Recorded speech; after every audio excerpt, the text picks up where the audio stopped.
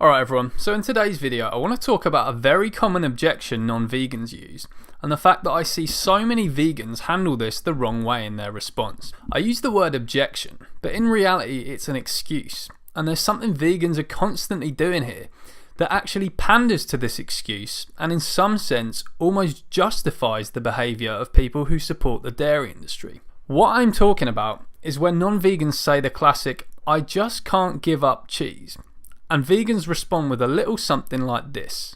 Why do I get hooked on this? Why do people love this stuff? Well, I'm going to argue it's three things. People like salty things, they like fatty things, and there's something called casomorphins in the cheese. Casomorphins are interesting. They are opiates. Have you heard of these? These are opiates. When I say opiates, I mean that they are in the same chemical class as heroin, or morphine, or Demerol, or any kind of narcotic painkiller. Now, firstly, this is not a swipe at Dr. Neal Barnard, who's one of my favourite plant-based doctors, for sure.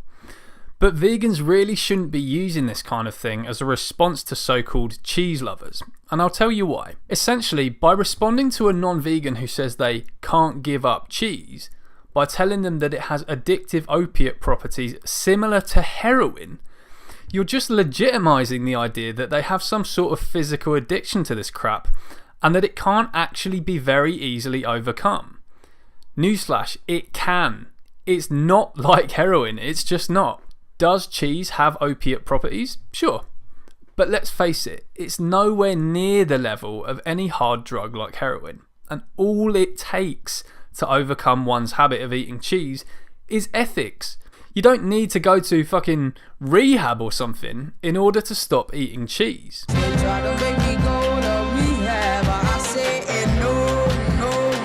We're vegans. We all ate it. Every single day we ate that shit. Cheese is in everything. But no longer eating it was as easy as 1, 2, 3 when we were convinced by the ethical argument. If someone is not willing to give up cheese, it's because they're not convinced enough that the rights of animals not to be raped, enslaved and murdered come before their taste pleasure. And notice what I said there a moment ago, not willing to give it up. Those people who say, "I can't give up cheese," it's not that they can't, it's that they don't want to. I want to read you parts of an article now from the website Let Them Eat Meat by a so-called ex-vegan, quote unquote, called Rhys Southern. I think that's how you pronounce his name, Southern Southern. Anyway, the article entitled "Decoding, Oh, I Could Never Give Up Cheese" gives a fascinating insight into the non-vegan mind and into the psychology of why people use this excuse against going vegan. So just to give you a bit of background, this Rhys Southern guy cucked out on the animals and returned to eating their corpses and secretions after several years of being vegan, quote unquote, and since set up this website letthemeatmeat.com to explain why he thinks a plant-based diet doesn't work and why the ethical arguments for veganism fail. The excuses he uses across the website are obviously terrible, but I cannot doubt that he is actually a very clever guy. In fact, he has a philosophy degree from Oxford University, and his articles actually give us much more insight into the non-vegan mind than you'd get from speaking to your standard bacon troll on social media. Anyway, I'm going to read you now what he says in this article, and you'll see exactly what I mean when I say vegans, of all people, should not be using the "cheese is physically addictive" argument to counter "I can't give up cheese." And remember folks, this is a non-vegan saying this, so this is straight from the horse's mouth, so to speak. Okay, so the article begins. At a wedding a few weeks ago, I was meeting some guy who I'll never see again, and it came up that I've written stuff about veganism. Upon hearing the word vegan, he started to respond, "Oh, I could not," and he didn't need to even finish because I knew he was about to say, "Oh, I could never give up cheese." Why is this such a predictable non-vegan cliche? One popular theory is that cheese is addictive. Veganism advocate Dr. Neal Barnard has made this claim, and Biteside Vegan explored this question in a video called "Is Cheese Addictive?" Diana Fleischman's post, "Is Cheese Really Addictive?" comes to a different conclusion than Barnard does, and Skeptical Vegan's post, "Cheese Addiction," is characteristically skeptical. The supposed addictiveness of cheese immediately strikes me as suspect because there don't seem to be any standard withdrawal symptoms associated with quitting it. Isn't there more to addiction than liking something too much to want to give it up? Caffeine doesn't appear to be addictive for everyone, but for those who do become dependent on tea or coffee, they feel fatigue and headaches when they go off it. Withdrawal from alcohol can lead to delirium tremens. What does cheese withdrawal look like? Well, since the supposed addictiveness of cheese has to do with it acting as an opiate, we might expect cheese withdrawal to look like opiate withdrawal, with symptoms like agitation, anxiety, muscle aches, increased tearing, insomnia, runny nose, sweating, yawning, abdominal cramping, diarrhea, dilated pupils, goosebumps, nausea and vomiting. Is this what happens when cheese eaters suddenly go off cheese for a while?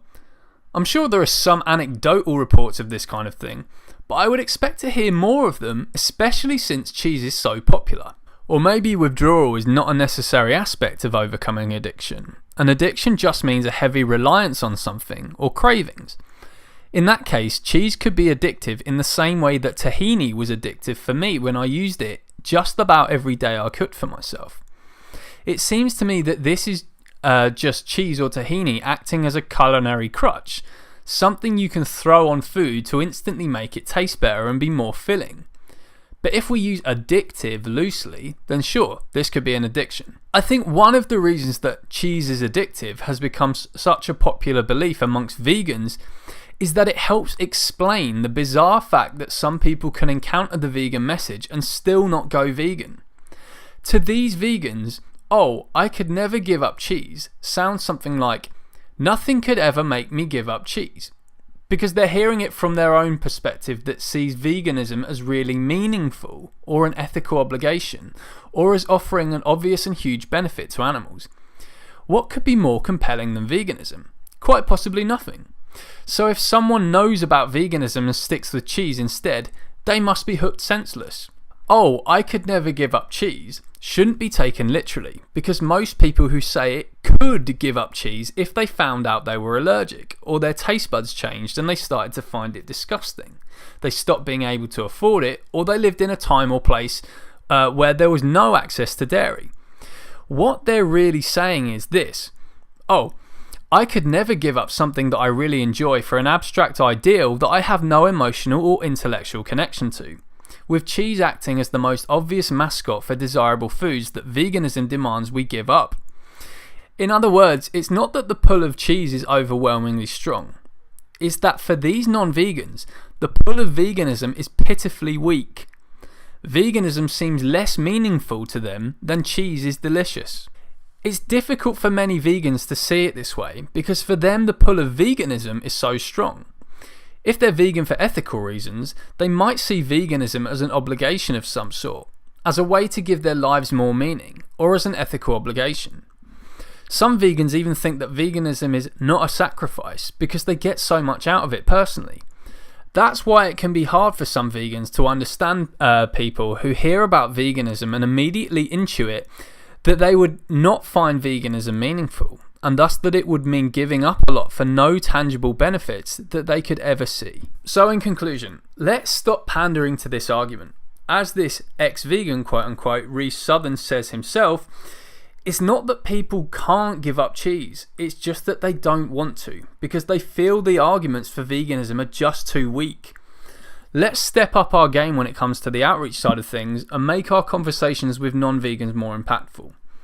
As an example, if I'm talking to a non-vegan who knows how the dairy industry works and that calves are taken away from their mothers, and they say something like, "See, I would go vegan, but I just miss cheese too much," I like to respond by saying, "You will never miss cheese like a mother misses her baby." If someone says, "I could never give up cheese," I think a strong way to respond to this is by saying, with veganism, you don't give anything up. You just stop taking what isn't yours. Thanks for listening, everyone. Please like and share this vid, hit the subscribe button, and if you want to see more video content from me than ever, support my work on Patreon via the link below and allow me to dedicate more time to this. Thank you all for your support.